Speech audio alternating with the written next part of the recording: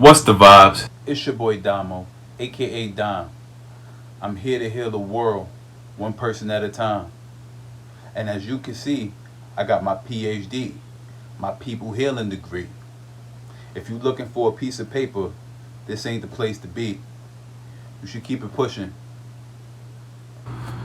For those of you this is your first time here, allow me to reintroduce myself through my story. I'm Dominique Ramel Britt, born to a drug-addicted mother who abused drugs her entire pregnancy. Came out premature with drugs in system, had to be in the hospital and be incubated and had the drugs infused out of me. I don't know if that's the correct term, but I had to have the drugs taken out of me through a filtration process, through IV and things of that nature. And basically was left in the hospital by my mother, who then abandoned me, and my grandfather came and got me from the hospital and raised me until around 5.5. My grandfather loved me unconditionally. He got me anything I wanted. He done anything I wanted for me. He taught me everything that he could. You understand? And he did what any grandfather would do on behalf of the parent. I'm the youngest of 3 children, 2 older sisters, and they basically were raised by my grandfather and basically raising themselves at the same time, because my mother did the same thing to them as well, abandoned them.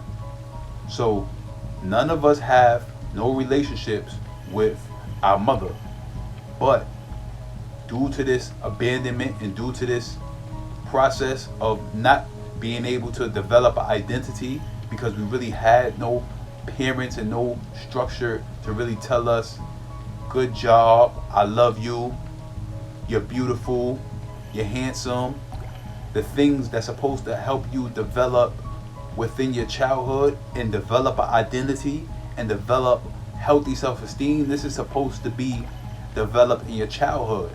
But being that we had a mentally unstable, drug-addicted parent, you understand? We all by 3 different fathers, mind you, all by 3 different fathers, all one-night stands. You understand? And that's the way it is. You have no foundation when you don't have your parents. So everything that you're trying to do now, trying to build that healthy self-esteem, trying to get an understanding of what love is and appreciation is and self-love is and self-awareness and self-acceptance is, what's supposed to be done while you was younger. This is why you are broken. This is why you attracted so many toxic people, because that foundation was never built. You understand? But as I get back onto my story, that foundation was never built, as I explained. And neither was it for my 2 sisters, the middle one and the oldest one. The oldest one is broken as well, because she has no foundation and she has not took the time to figure out and find that foundation and tear back all the layers and figure out why she is the way she is. She's basically developed a personality disorder because she took the pain and buried it in the back burner. The fact that she didn't have no foundation, she buried that in the back burner, which caused her pain, and she take it out in a way with fake self-esteem, fake self-love, fake projection. You understand? And this is what caused her to develop a personality disorder. You understand? So she has a personality disorder, and I'm basically the youngest, and she basically had to use that leverage against me so I could be her slave, so I could be her, how can I put it, her slave, so to speak. I'm supposed to be her little puppet. 5.5, mind you, I told you my grandfather raised me too. My mother came and got me at 5.5. She tried to get up off the drug for a little bit. She tried to clean up. She probably did good for like a good little half a year, whatever. Then she relapsed. She relapsed while I was with her, whatever, bringing guys in and out the house, or whatever the case may be. But one thing I'm gonna say is she did a good job. She wasn't no bad parent. You understand?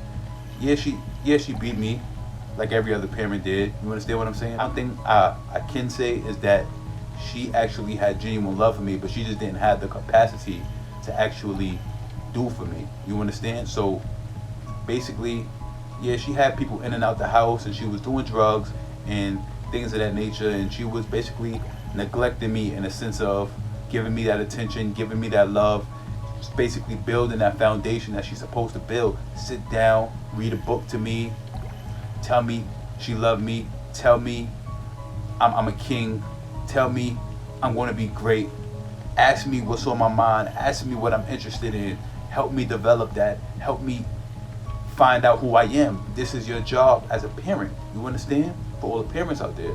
But after you get a certain age, people just start looking at you as a crybaby, or people just start looking at you as vulnerable, as a victim. Oh, he's trying to fit in everywhere, this, that, and the third, and they see that and they smell blood and they tend to take advantage of that. You understand? Because you could be their puppet. They could use you. You understand? And not saying that everybody's bad, but sometimes it just be like that. Some people like, oh, if you go to school or you go to work and you ask somebody for $1 every day and they give you that $1, are you going to stop asking for that $1? No, you're not. You're going to continue to ask for that $1. You're going to continue to take that $1, and you're not going to know no boundaries. Whether you're toxic, you consider yourself an empath, a narcissist, or have any kind of personality disorder, guess what? You are going to take that $1. You just are. And that's the way it is with people, broken people. When people smell broken people from a mile away, they tend to take advantage of them. They tend to just use it to their advantage. Might I say, I'm not gonna say take advantage, because take advantage means that everybody that does it has malicious intent when they really don't. Some people have malicious intent, and these are the predators that we here to slay, and some people don't. They just taking what's given to them. They just accept it. So when you're a broken person and you have no foundation, you try to find your identity in different groups and different people and different things. You try to display your kindness to people because you want them to reflect that to you. So you basically doing unconscious manipulation. You're trying to mimic to people what you want them to be to you. So you want somebody to be nice to you, you'll be nice to them. You do this for them without them asking you. You promise people things that you're going to do for them just so you could be nice to them. And guess what? You are doing it with the intention for them to do it to you, for them to give you that love that you've been missing the whole time. You understand? And this is where it starts. This is where it starts. So we go through our whole lives trying to low-key, undercover, unconsciously manipulate people by doing nice things, by being there for people, by showing people that we're worthy, and trying to get people, suck up to people, so to speak, so we could have an identity within, so we could get that love or feel that acceptance, so to speak. Let me not say love, to feel that acceptance that we need. So we're going to be agreeable, we're going to be giving, we're going to be caring and all of that, because we are trying to get them to reflect that onto us, because we're broken. We have an unfilled void within us.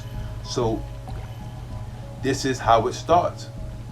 Let me say it again. My sister came and got me from my mom's house after she realized that I was in a situation just like that, or whatever the case may be, like she was in. She knew this because she went through it. She came and she took me. Mind you, like I told you before, she's broken. She got a personality disorder. Her brokenness developed into a personality disorder because she decided not to address it, and she decided to take it out in a different manner as opposed to facing it head on. She let it pile up too much. This is how personality disorder is developed.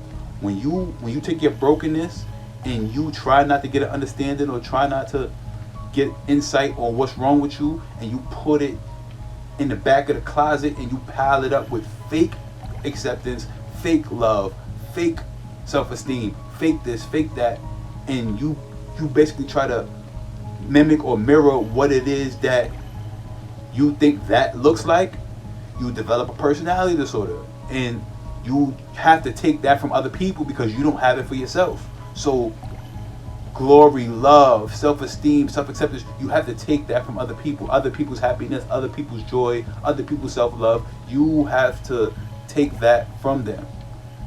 And when you start taking that from them, it makes you happy to see them mad, because that's your sense of fulfillment and your sense of feeling joy, because you honestly think that that is you. You understand? That's your mirror, so you think that is you. When in all reality, you're the fact that you can't be happy, you don't have the capacity to be happy, you don't have the capacity to love, you don't have the capacity to do all of that. That is your problem, because you put everything in the back of the closet and never tried to dig it up. And after a while, it becomes too late, it becomes too much work. You built this big bubble around you, and the only way to get to that shit in the closet is to pop that bubble, and that shit is going to shatter your whole existence. You understand? So this is basically what a personality disorder is. And my sister had one. Like I said, she came and got me from my mother's house, and she put me in foster care. I'm in foster care, and I'm just here, and I'm waiting on getting out. They're like, oh, the foster care people, they asked me, do you want to go back with your mother? I'm like, yeah, sure. Well, for whatever reason, my mother didn't take me back, or whatever the case may be. Do you want to go with your sister? Yeah. Hell yeah, I want to go with my sister. Because what she was doing for me and what she was giving me is what I consider love. But she wanted to make me codependent. I didn't realize that until I got older. So basically, I'm like, yeah, I want to go with my sister. Then, down the line, as I get like 8, 10 years old, my sister, I'm like, yo, what's up, you gonna take me? She's like, oh, this and the third, they didn't give me no help. But mind you, right, she has been a licensed foster parent before I even went into foster care. But she says, oh, the city didn't give me no help, they decided not to help me. The kids that you got, you had to provide room and board for them until you got the first funding within your account for those people too. You understand what I'm saying? So it's not like this is going to be a first time. But she's like, oh, they're not trying to give me no funding. They're not trying to do this. They're not trying to help me. This, that, and the third. Kinship. But you had foster kids before you even came and put me in the system. Before I ever even knew what a foster care system was, she had foster children. She was a licensed foster parent and still is to this day. You understand? So it's like, that's bullshit. But I didn't think about it then either. Mind you, I didn't think about it then. Guess what? My middle sister, she came and she got me. They was able to give her funding. They was able to help her. They was able to do the kinship thing with her. But for some reason, my older sister couldn't do it, or whatever the case may be. But granted, let's move on. So I would go see my sister from time to time, and she would do the little pick me up and drop you in your head thing. Stroke the ego. Oh, I like the way you do this. I like the way you draw. I like the way you write. You understand what I'm saying? I like your ideas. I like your business plans, or whatever the case may be. Because since I was younger, I always had a vision for myself, and still to this day, I have a vision for myself. And she used to always try to stroke my ego and make me think that my shit was good. And then in another breath, she talking about, oh, this and the third, or you ain't gonna never be this, or you ain't gonna never do that, or you dream, or keep dreaming, or you got to get real with yourself and things of that nature. So it's basically the up and down to keep me hooked, to keep me codependent. You understand what I'm saying? And I was going through a lot of shit. The things that I would tell her, she would use against me later. Like, I was in foster care, and I got into it with one of the foster parents that I was with. One of the guys that I was living with, or whatever the case may be. I got into it with him, and I got a black eye, and I tell her about it.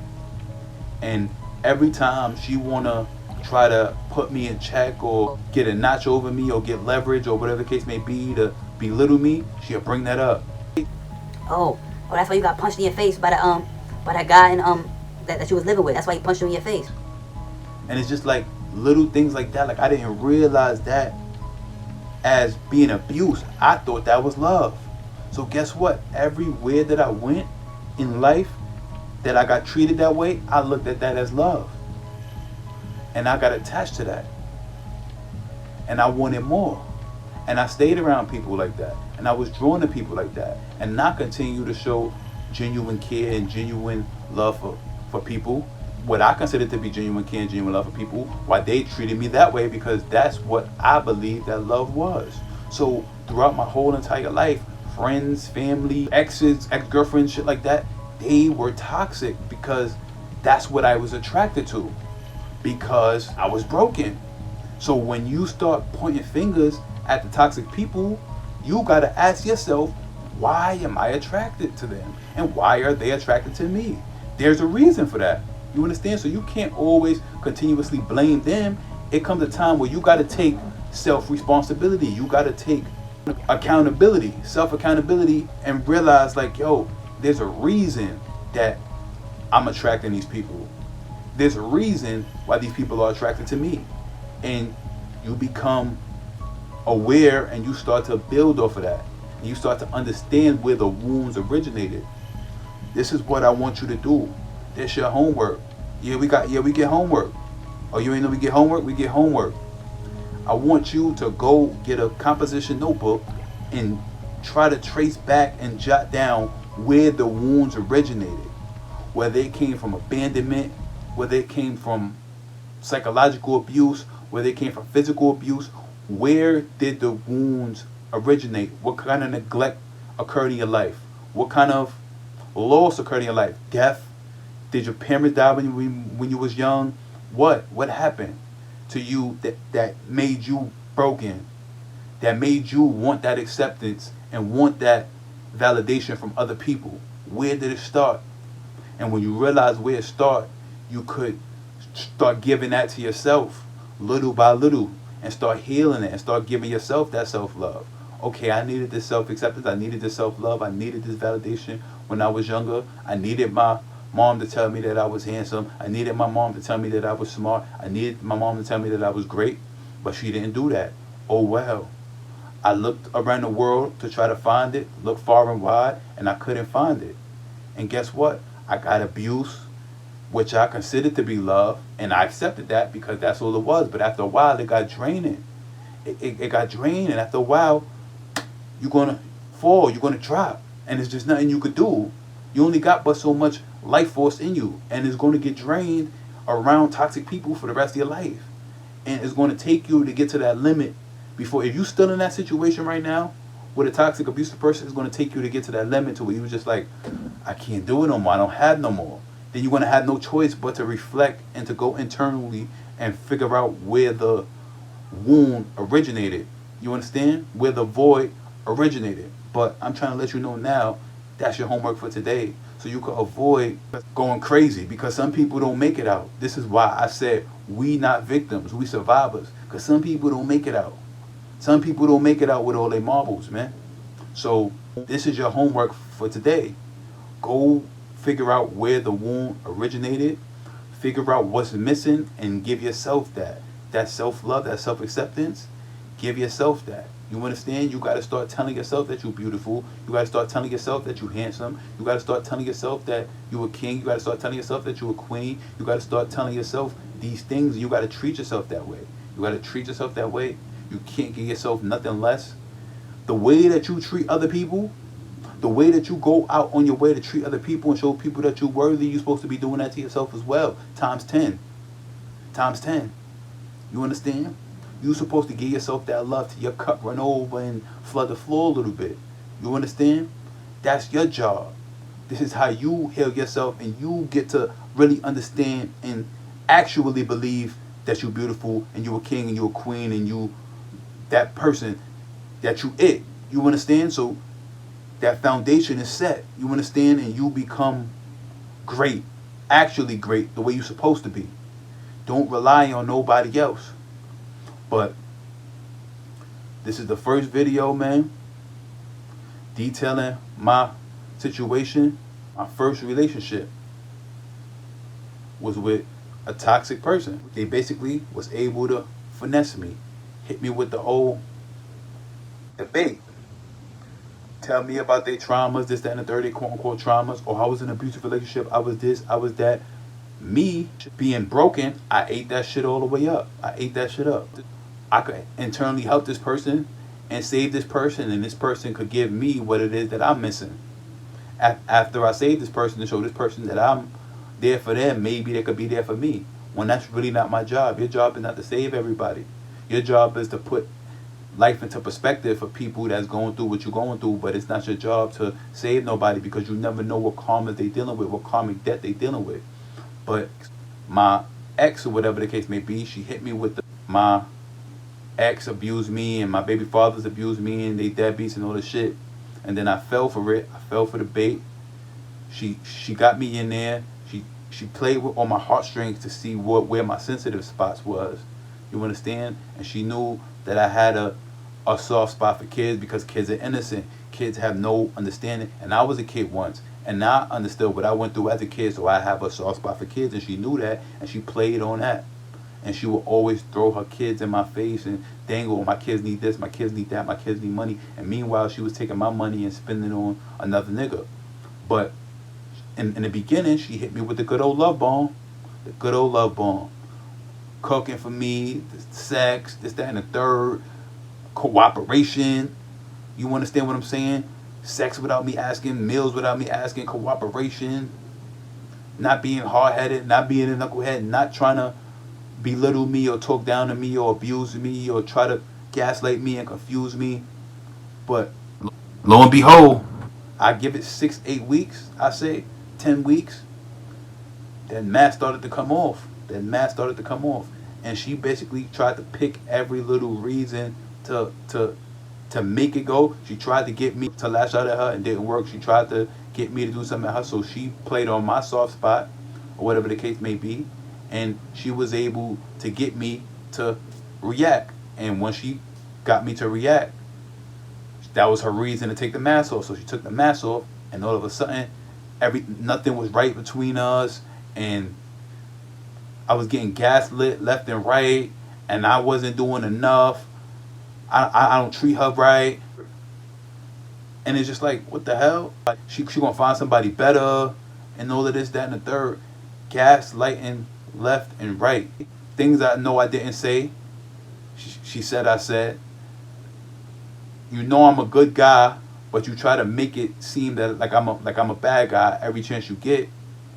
And you try to make me believe that shit so I could do more for you, so you could just take. And it's like, shit is just sad, man. And after a while, you're gonna reach that point where you just like, I ain't got no more left in me.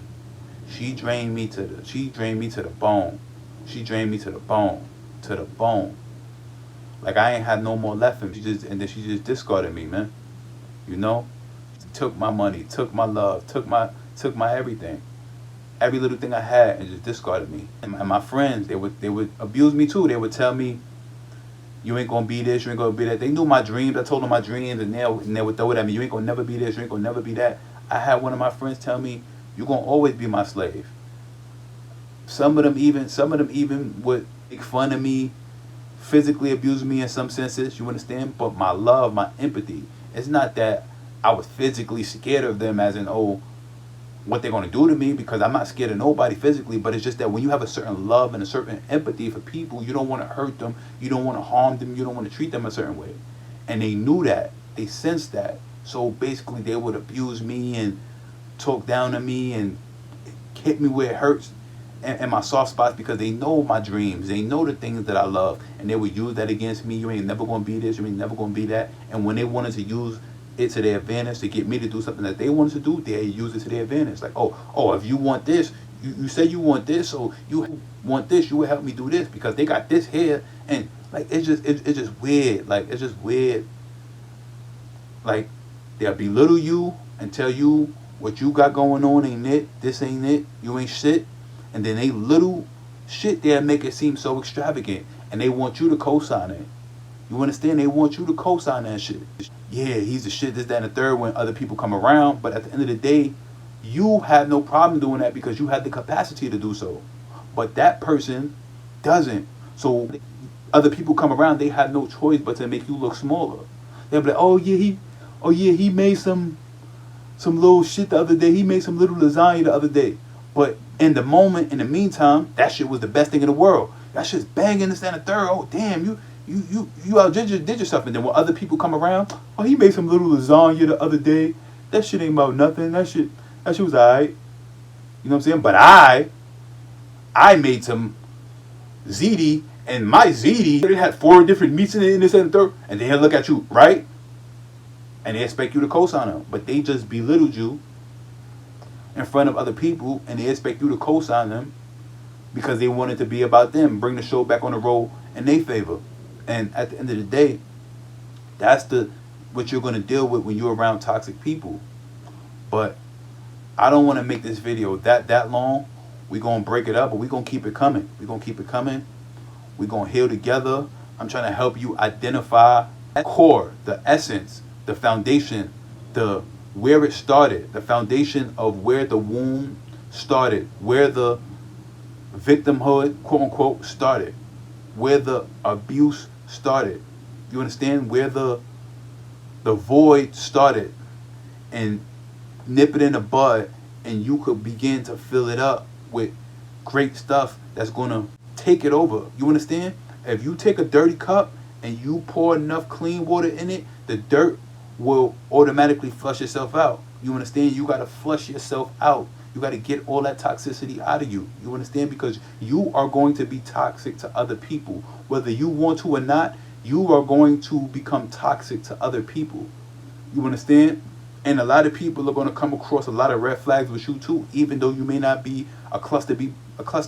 You understand? Even though you may not have cluster B personality disorder, you are going to be toxic to other people because you have unhealed wounds as well. So we gonna clean this up so you could be right for whoever's gonna come in your life, your spouse, your business partner, whoever, your new friends. You want to build better friends. You want to build more better qualified business partners, more better sufficient spouses, significant others. So this is why we gonna clean this shit up and we gonna get right, and I'm gonna make sure we get right. But like I said, I ain't gonna make this video too long. As always, I love y'all. Stay vibrant, stay healthy, and forever, you the truth.